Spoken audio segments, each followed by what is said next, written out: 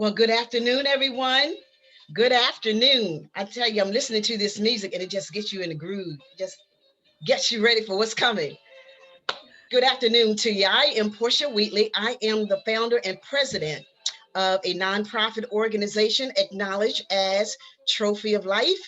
We have the vision of rendering hope and encouragement. And on this particular platform, acknowledged as Project 365, it is our great pleasure to render hope, encouragement, and inspiration. Let's say hello to our co-host on today, Takira, Hello, everybody. and we will definitely introduce our guests momentarily. But I just want to read this one verse to you.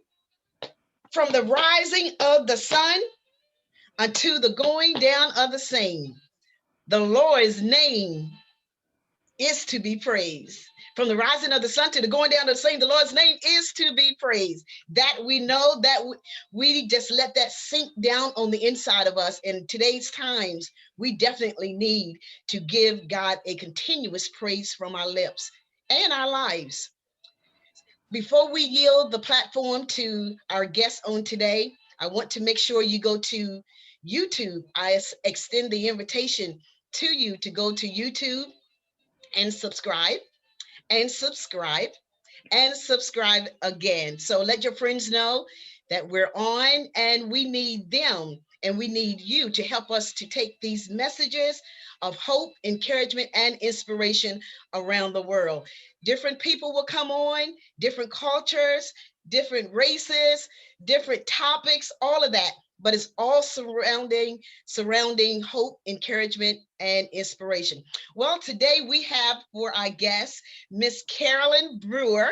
Miss Brewer is a phenomenal mom. She is a phenomenal mom. She has what gets me is that she has 6 kids, but she knows how to balance life. So her Yes. topic today is how she balances life. And I know I had 2 boys. Both of them had their own personality. And can you imagine 6 kids having their own personality?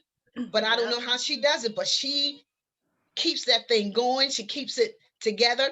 My thing is when we used to have 8 o'clock service on Sundays, girlfriend would come in with all those kids.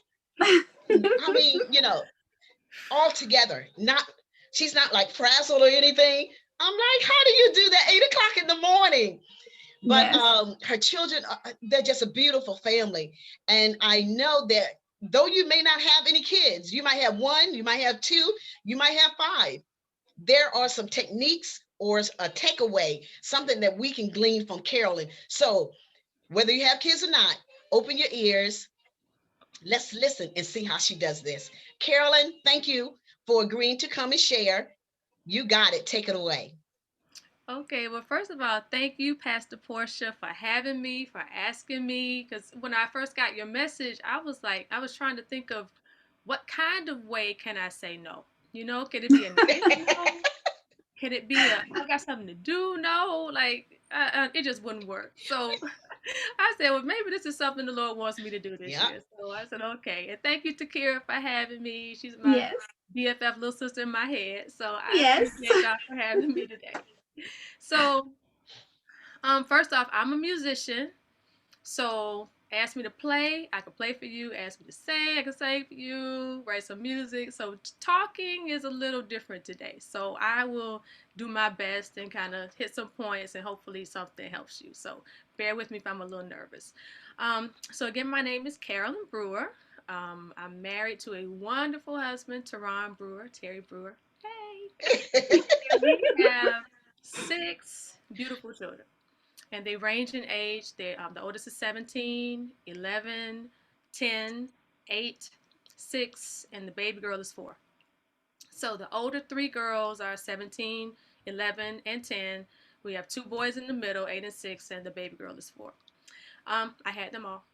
I had all of them, all of them. Okay, we'll talk about that in another show. But No, we might have to talk about oh, some of they that are right about big. now. Okay, go ahead. Yes.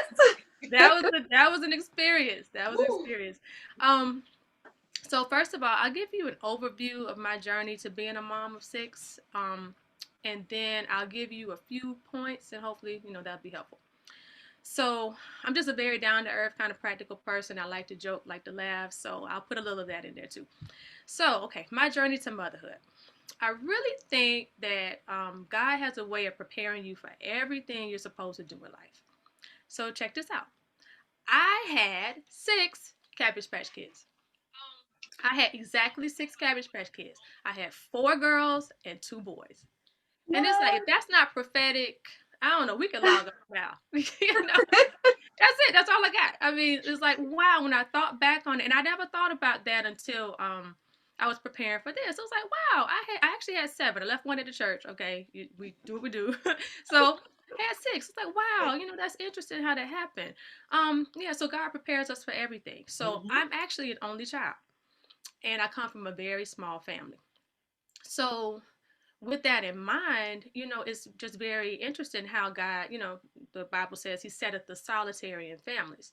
So it's interesting how this is my family now. This is my existence. It's 8 of us.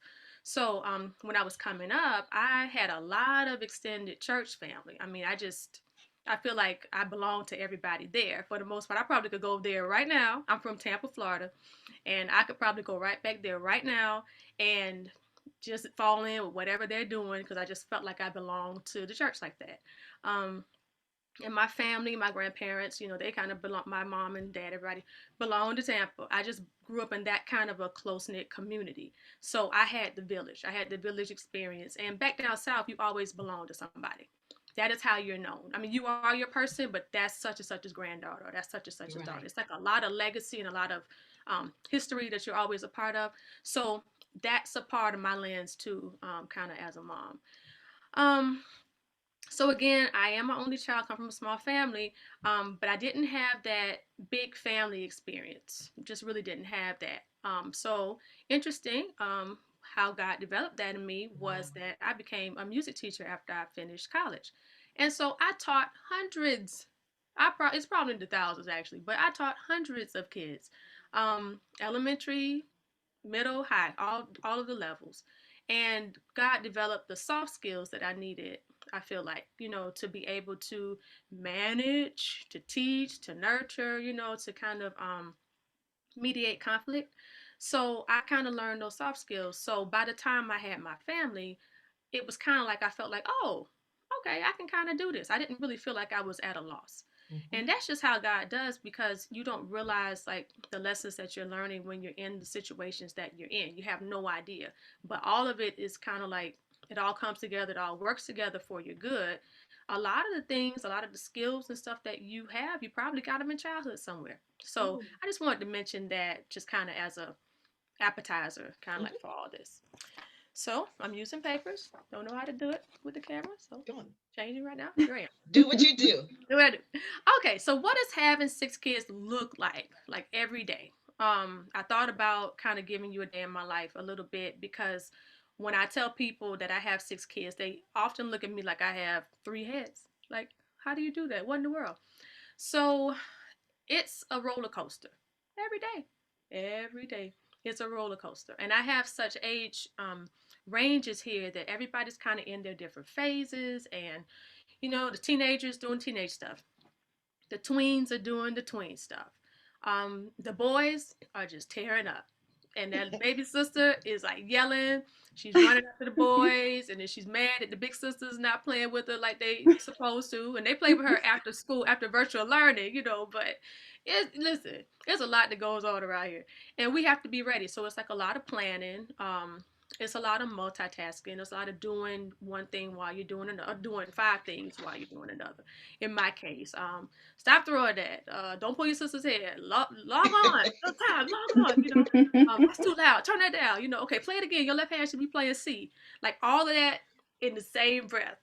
So that's kind of like how that works. So we do a lot of, again, planning, a lot of contingency planning. If we don't execute plan A just right, okay, we have plans B, C, D, F, and on down the alphabet. And you really do have to think ahead a lot of times. That's one thing that motherhood has done for me. I've always been very detailed, but thinking forward to the extent of how far you need to think forward has been, one of the benefits of motherhood, because I kind of see a lot of stuff down the road. Like, okay, yeah, that dress is not going to work for all day Sunday. Let me put some extra clothes in the car because I can just sort of see your catastrophe. That kind of stuff. That kind of stuff. So Mhm. yeah, it's real talk. I mean, it's just, sometimes it's not that deep. Sometimes it's just for the day, getting through the day. So my kids have food allergies, so I have to do a lot of planning for that. We carry EpiPens and things like that. They have asthma, so we're kind of high risk throughout the pandemic. We kind of got a lot going on that we have to make sure that we kind of keep a cap on. But it's planning. It's, kind of knowing all this stuff in advance, having a context and having things kind of always on your mind and tuning into that frequency most of the time. You still need your time for yourself, and I'll get to that Right. later. But you have to still be attuned to your children to know what's going on. So it's a lot of that. Um, it's 8 plates every time we eat. Every time. All day. I 8. feel like I run a restaurant. I probably could. And thanks to my Cuban roots, I'm a good cook. So, there's that. But it's just how our meal times organized. And, we eat all at the same time. They can snack on their own, but our meal times are pretty much together. And they're at the point now where everybody has their palate and they have their stuff that they don't like. And this stuff, but they've been eating all the time. But now they officially, all of a sudden don't like it. So it's this is what's happening right now. And I have to hear these complaints. And then once everybody gets to the table together, oh, they love it. It was so good. Mommy was so delicious. And I'd be like, all right, whatever. So that's going on. Have to use a lot of sophisticated reasoning. A lot of sophisticated reasoning, because you are not going to get a straight answer when something has gone wrong sometimes. My kids are honest, but nobody really wants to incriminate themselves. So trying to figure out who put something in the toilet. Like, so one day we went to flush the toilet and there was a toy in there. And who did it? Not me. Not me. Not me. Not me. So we had to reason out who that was. I mean, it's just it's very, discernment oriented. So that's what we do a lot of. When one gets sick, usually the whole house gets sick. It just kind of travels. They love, and that's when they love each other the most. Like right now, they might not want to play. They might get mad with each other, might not want to play. But when somebody's sick, that's when they're all together. They love each other so much, and so the whole house kind of goes down. So there are those types of experiences. And then I personally cannot get anything done unless I lock myself away. Like if I have to go hide, I have to go, because my kid, the younger three especially, oh my goodness, like if I am not around them, if they hadn't seen me in more than 10 minutes, they are coming. They are coming to find me. And they know where I kind of hide out at. So that's kind of my life. That's kind of, so when you combine all of that in the run of a day, that's kind of what happens. So that's what my life looks like. Never a dull moment. So moving on from there, I'm just kind of giving you a context. Mhm. 'Cause some people may not have kids or may just have one. And I will tell you, let me just stop right here for a second. Having one child is very hard. That is not easy, because you have to be that child's everything. You have to be their playmate. You have to be their parent. You have to do all of that. Versus a lot of friends that I have that have large families, they say, and I definitely agree, if you can have three, you can have 4, 5, 6, 10, 11, because it's about managing and delegating and kind of juggling, which I'm going to get to. So that's the context that I'm coming from.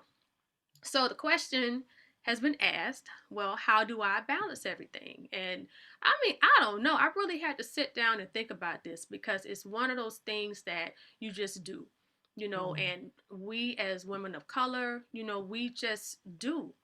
It is just, you give us the thing that we're supposed to do, and we make it happen. And we've done so many years of that you just don't sit down and think about, wow, how do I do this? We just know something needs to be done. Let's go do it. Let's get it done. Right. Right. But let me first say that I do not do this alone. I have a wonderful husband. I mean, a wonderful husband. He's very dutiful. He's very, like, he will do whatever needs to be done. He will do it. And he's very hands-on with the kids. I've never had to want in that capacity, with him. I mean, he's really hands-on.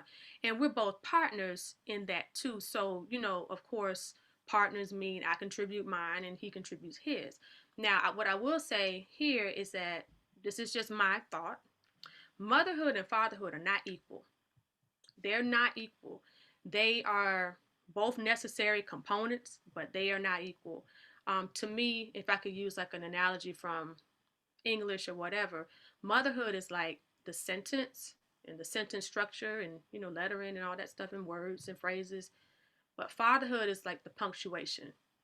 It's like Right. the commas, the period. It's like think about when your dad gives you confidence growing up, like yeah you could throw that ball, like yeah you could do it, keep doing it, yeah you're doing a good job, oh yeah you're real good, or whatever. He kind of tells you to go on. But then there's sometimes where he provides a period, like, okay, that's enough. All right, y'all, y'all be quiet. You heard what your mama said, or even just cutting the cord, just having a baby and dad's there to cut the cord. Like he provides that kind of closure, that covering and that closure.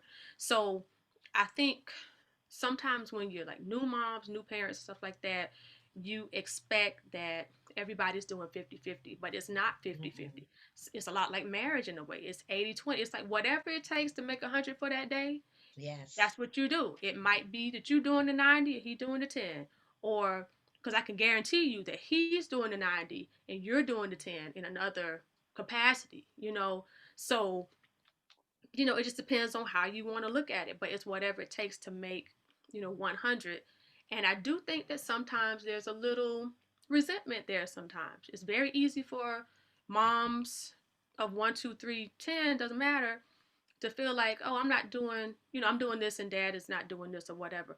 You just have to go back and look at roles, and I'll get to that later on. But it's good to have a spouse as a partner that can do different things in whatever capacity, but also support you when you Right. may be doing more. It may be seasons where you do more, but you need a spouse or a partner, or um, a child's father that's able to support you during those Right. times. So that's that point.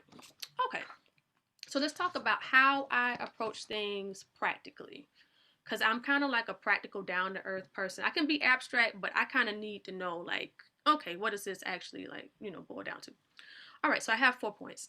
The first thing that I do, the first thing that I would suggest that everybody does, is that you have to center yourself in the morning, before the day starts, before the kids get up. Listen, I'm trying to tell you, because if they come in here, they're gonna bombard me, and then my whole day It's just, shut. it's shy. It really is, because I'm responding now. I'm just Mm-hmm. and I don't know. I think maybe I feel a little upset that I got robbed them last 10 minutes of sleep. I don't know what it is, but so there's that. Um, and I pray, a lot, and I pray. It's not always the religious, traditional, rhetoric and ritualistic stuff. Some days I'm just like, okay, Lord, I have to do this, this, this, and day, and I'm not clear how I'm gonna get through Mm-hmm. this. Mm-hmm. Can you just take control of this? Because I don't know what to do, and God will work it out every time. So it's having that time at the beginning of the day. Now, if you are ambitious and you have the time at the end of the day to really pray and go in, that's great. That, I mean, never can pray too much, but Right. for me, just that centering at the beginning of the day before they get up. That's what's up. You gotta do that. All right, point two. Being a mom of six requires constant juggling. And I said that before. I heard someone, read somewhere that someone put it this way. It says some of the balls that you juggle are glass, and some of the balls that you juggle are plastic. And you have to know which one not to drop. And I thought that just really resonated with me, because even when you're multitasking, your brain is like, executive function. You're trying to figure out, first, second, third, fourth, what you do or whatever. But some days it's not that numeric like that. It's not that accomplish the list. Some days, you'll have a sick child at home. Okay, that's a glass ball. Some days you have Yeah. to do something for work or something, or you something special for work, or some other type of responsibility. Glass ball. Okay, you may have where the kids are fighting today. It happens. Mm-hmm. Plastic, probably plastic. But you also have someone has a very big emotional response to something that's seemingly small. Mm-hmm. Glass. You have to stop Wow. and deal with that. But you won't get it unless you are tuned in and your discernment is up. And that's a point I wanted to make in the first one. When you center yourself, and of course we talk about it spiritually through prayer and, the Holy Spirit and things like that. But motherhood has a frequency. And no matter how many kids you have, it's like you need to be tuned in on that frequency all the time. Wow. It's just something that you just have to be tuned in. Like I can tell you what my kids are doing right now. I know what's happening. I know I have my finger on the pulse of the house. I know what's happening generally with the kids. I know what the teenager is going through right now. She mad because she want to go out and socialize. Okay, I get it. Because her friends is on IG and they doing all this stuff, The tween is mad because she's at a new school and the socializing, that's another part of virtual learning. They haven't quite worked out that socializing piece. So the kids are in class and now the kids turn their cameras off. So their cameras are completely off and they don't know. If it's your first year in a new school, you don't know anybody. That's going on. The little ones they just struggle. The little ones just struggle. They just struggle just because, for no reason.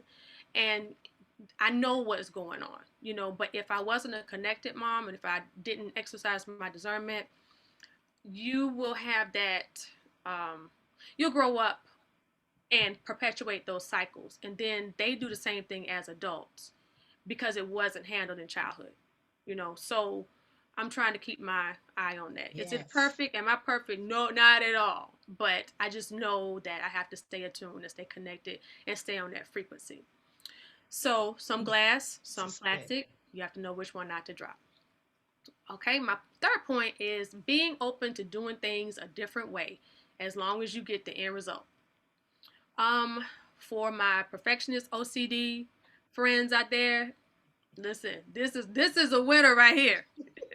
Because I feel sometimes that my way is the best way. I have thought about it. I have thought about all the possibilities. I have gone through, because we as women, we do that anyway. We go through all of the, we go all the way down the road with option A, and we get to a point, it's like, oh, no, that's not going to work. Okay, let me go to option B. And before you even discuss it with somebody, you've already gone through option A through G, and you know what's going to work and what's not going to work, But being open to doing things a different way, as long as you get the end result. So, fun story. I had something to do one day. I forgot what it was. Maybe it was some music or something I had to do. And I asked my husband to help with dinner with the kids. Probably just cook the whole thing. But we knew what was in the refrigerator and everything. All right. So he was cooking, and he usually likes to grill. So he was grilling the meat, and this was, I don't know, it might have been summertime. I don't know. He was grilling the meat. And so I came out in that process. He was bringing the meat back in.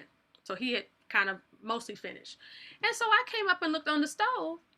There were no vegetables, no rice, no mashed potatoes. What is happening? No macaroni. Like, what are we eating with the meat? How you just gonna feed our children just meat? Right. Listen, and I was like, what is the plan here? What did you count the cost? Did we examine this ahead of time? And I felt my pressure. Listen, I'm just being real because please, I'm trying to save somebody. I about lost it because I'm like, how are we gonna feed them like a whole thing of chicken? Like, what is happening? Hot dog? Like, right. And so he just looked at me.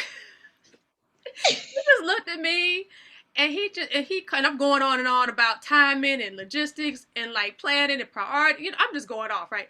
And so he just so calmly opened the refrigerator and got some salad out. Salad.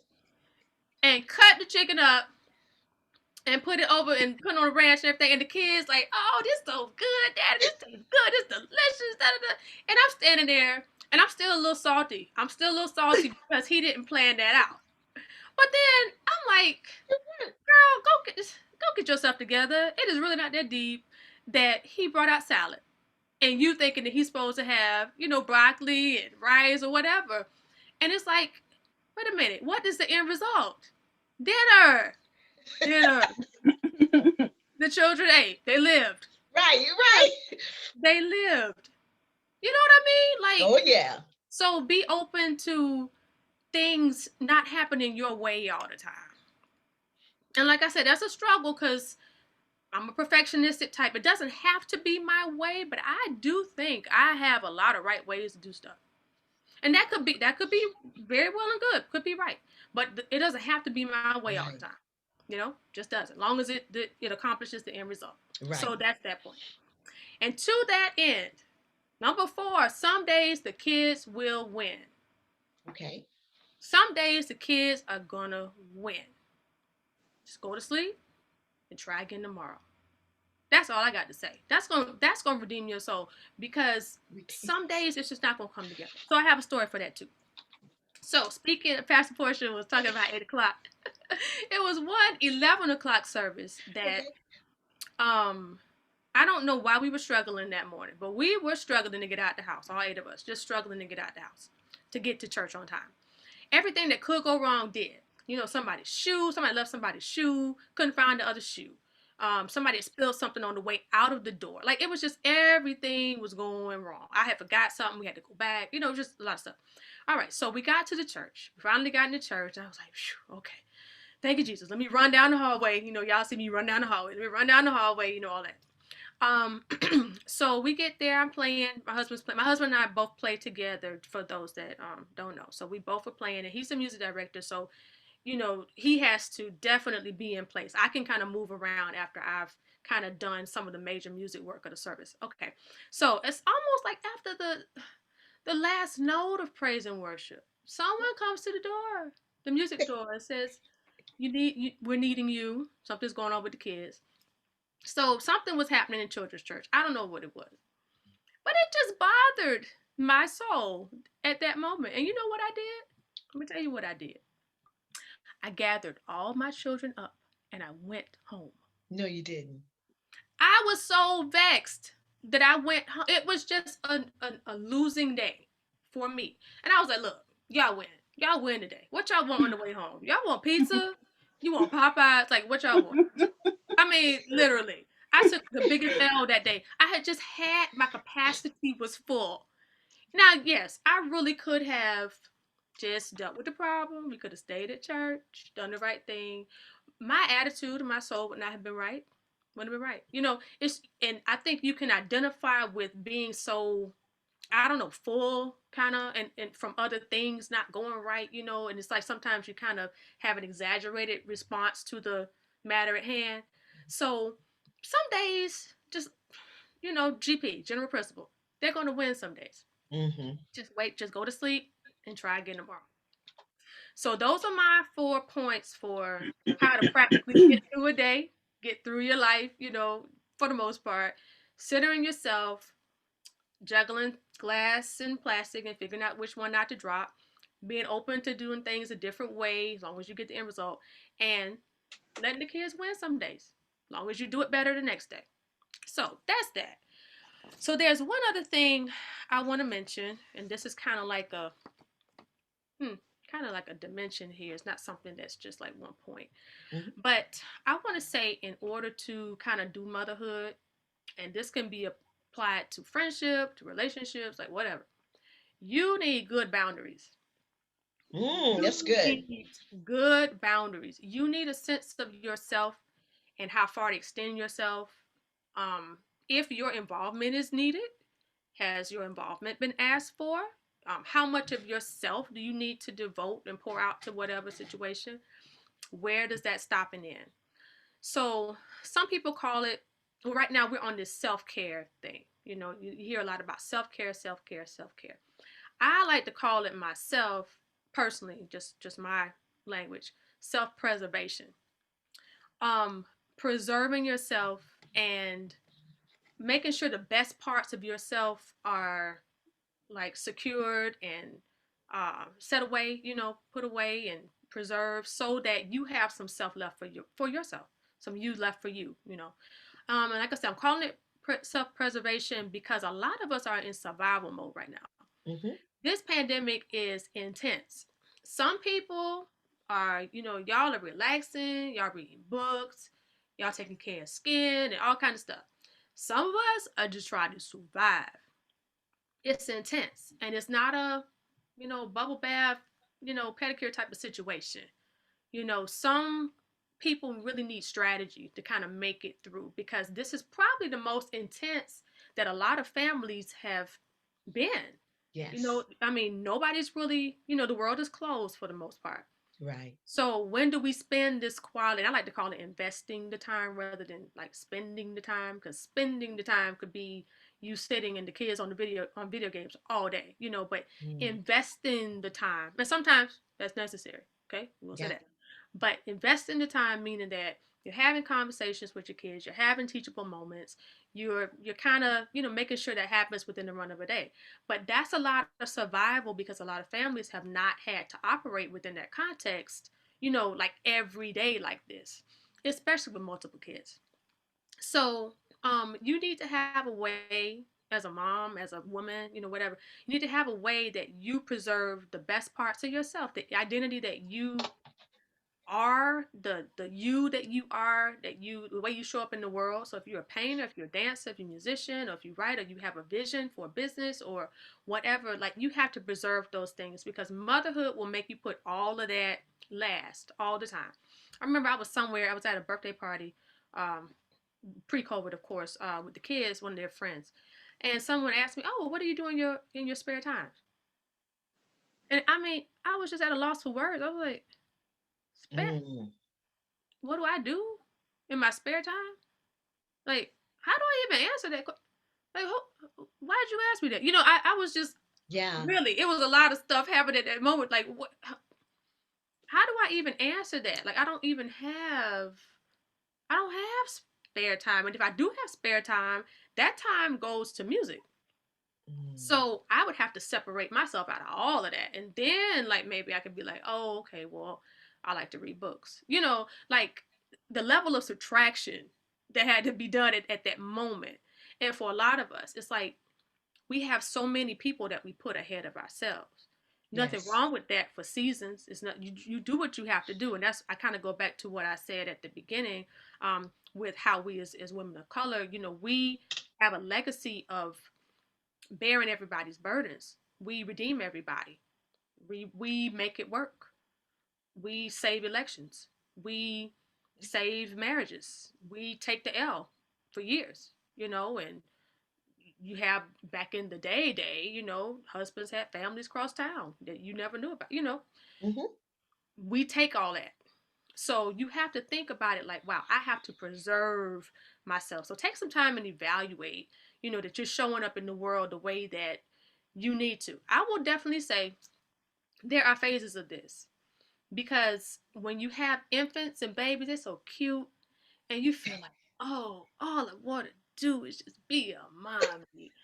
Oh, I'm just, my babies are the world. I just, okay. And then they get a little bit older, and you're still not doing anything with your life necessarily. You're still kind of just all devoted to the babies and stuff like that. Okay, they're toddling around. Oh, they're walking. Oh, it's so cute. I just have nothing else to do with my life but just be there for my children. I was like that. So I can talk about it. All right.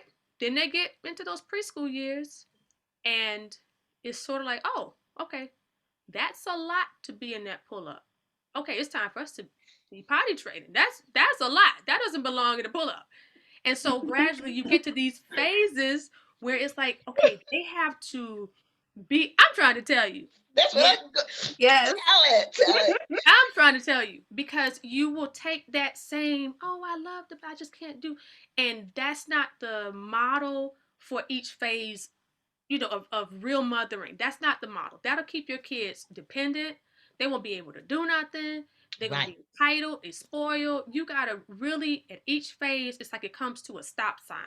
And it's like at that stop sign, you need to evaluate, look for ways, and see what is the critical exit skill that I need right now, or my children need right now, to go on to the next level. And so now that way you won't be treating your 3 and 4 year old like they're infants.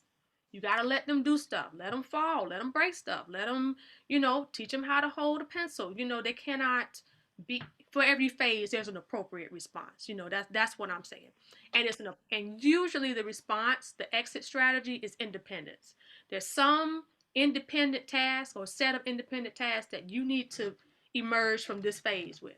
So thinking about that, I said all that to say that the kind of mom you are when your kids are babies and toddlers and possibly even preschool age is not the kind of mom that you will be or you should be when they are elementary, upper L, going to middle school, and then you have to shift again. It's almost like driving a stick. You gotta shift at each, point. And then now you have a whole teenager. I have a 17-year-old. Like I had to her birthday was the other day. It's like how did this happen?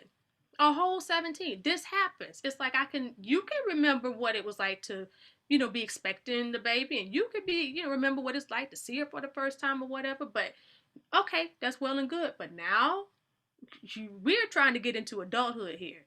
That same model has to evolve. And so that's all. The motherhood model has to evolve through each phase. So, and then you're going to get to a point when your kids get older and not as dependent, you're going to want yourself back. You're going to want your You're foster right. back. Yeah. And I will say this too while I'm here. This isn't in my notes, but for people who are looking to expand the family, let's say maybe you have one or two and you want more, I would say have them all together. Have them back to back. As many as you can, as close together as you can, because there is going to come a time where you're going to want yourself back. So this leads into you cannot make yourself a martyr for your kids. That model is outdated. I know that I'm gonna get in trouble for this because there's a lot of OG, moms, grandmas, great grandmas. We all have that model of that mom or grandma, whoever, that did everything for us and didn't do anything on their own. Didn't work. Didn't do anything but cater to the children. I'm not saying anything about that because it was a different time period. For where we are now, I feel like your kids need to see you doing something. Even if you are a stay-at-home mom and you don't have your career, and I'm speaking as that because I taught for 15 years in the public schools, and then when I had my fourth child, it made more sense for me to stay home. So I can relate to the stay-at-home mom model a lot. But I will say, even if you go in your room and you lock your door because mommy has a meeting, I don't care who you meet with. You just need, your kids have to see you having something to do outside of them that you do well. Of course, they need to, model and role model, that kind of stuff, but you can't be their martyr. And here's why. Because I feel like moms that martyr make narcissistic kids. They will grow into narcissistic adults because all they have had was someone catering to them. It is not a sustainable model. Amen, lights. Amen, walls. That is how I feel about that. I feel like even our previous president and the whole presidency, did anyone ever say no to him? Did anybody ever encourage him to do it another way? I would definitely say there probably was a set of parents who either overindulged or did not spend enough quality time and lived very emotionally disconnected from him. Just saying. And I know these are my personal views, not the views of Project 365. I hear you. I hear you. I'm getting my disclaimer. I got warmed up now. I'm just talking. Look, I was looking for a break-in point. I'm like, but all of that has been so good. I thought about when you say, like, what am I going to say? I mean, you were going right on, but all of it was so good. And when you get a chance, say it again.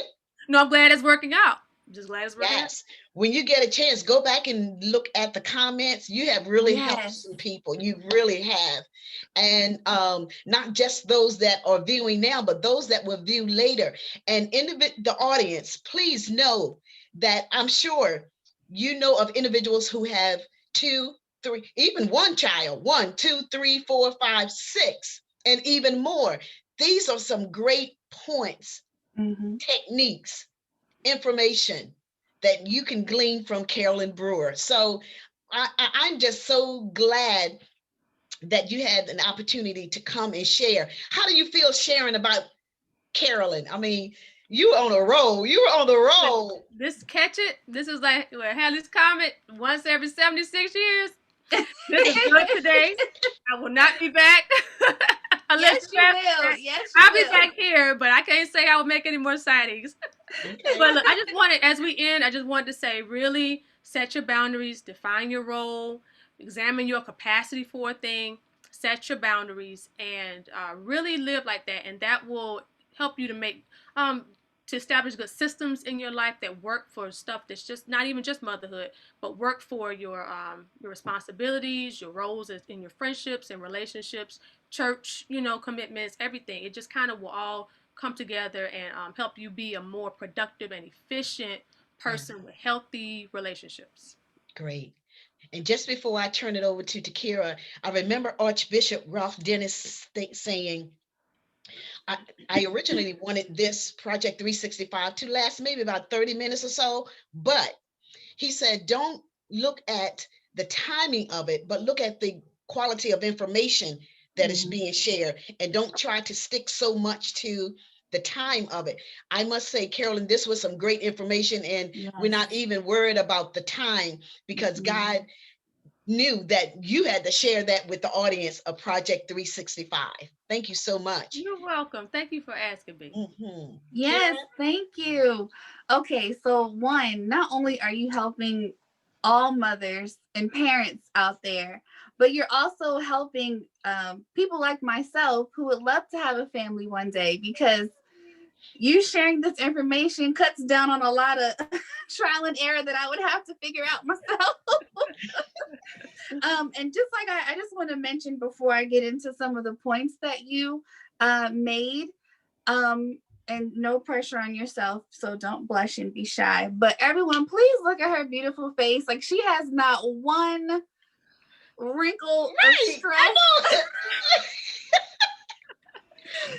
Listen, you are a Wonder Woman mother, and you do it with so much grace and beauty. And I just thank you so much for who you are and just for coming and sharing with us. But seriously, like, maybe we need to have like another session, of course, on motherhood, and just also how you just maintain your beautiful glow, because I know you have to be stressed sometimes, but we definitely can't see it. Well,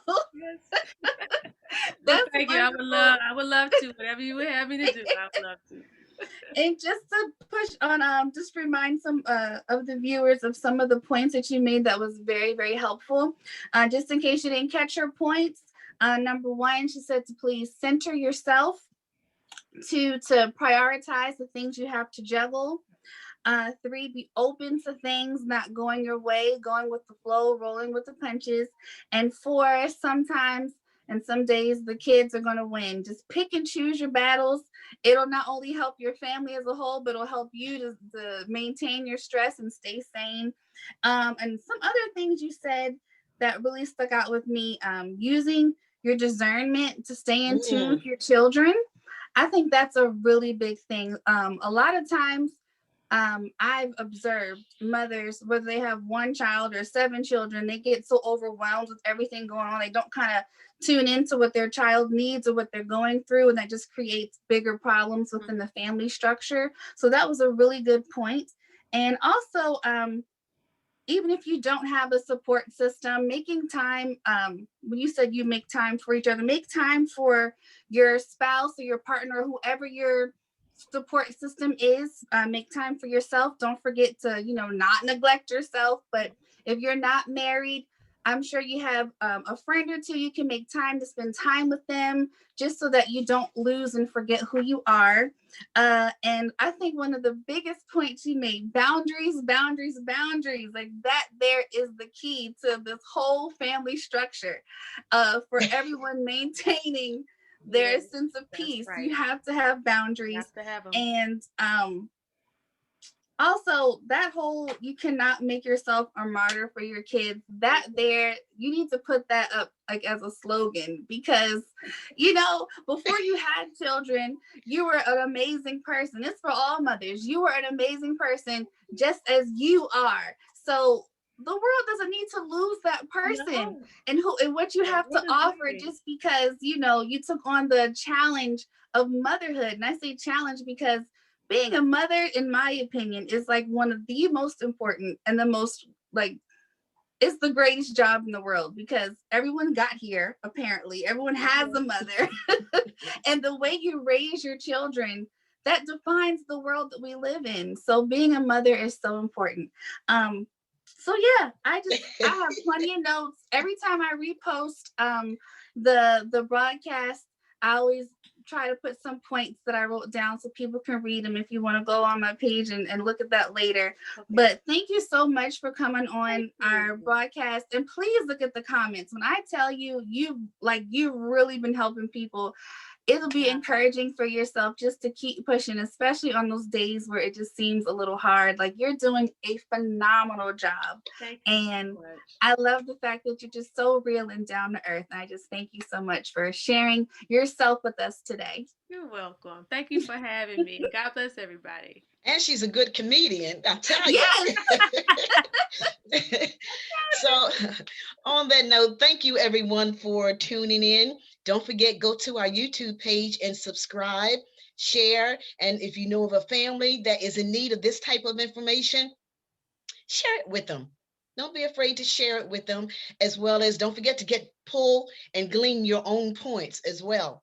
One last thing I wanted to say is thank you, thank you, thank you for all the comments that are made on our different segments that when we come on every day. But I'm not always able to respond to each one of them, but I glance down and I see them and I read them. But I'm of age. I can't be going back and responding to. I see them, but I can't respond to them all. So, but I love those comments. Please keep them coming. It will help us a little later on down the road for some things that we have coming up. Okay. Thank you so very much. I love you. God bless you. Thanks again, Carolyn. And we'll see you tomorrow. Okay. See you. Bye. Bye-bye.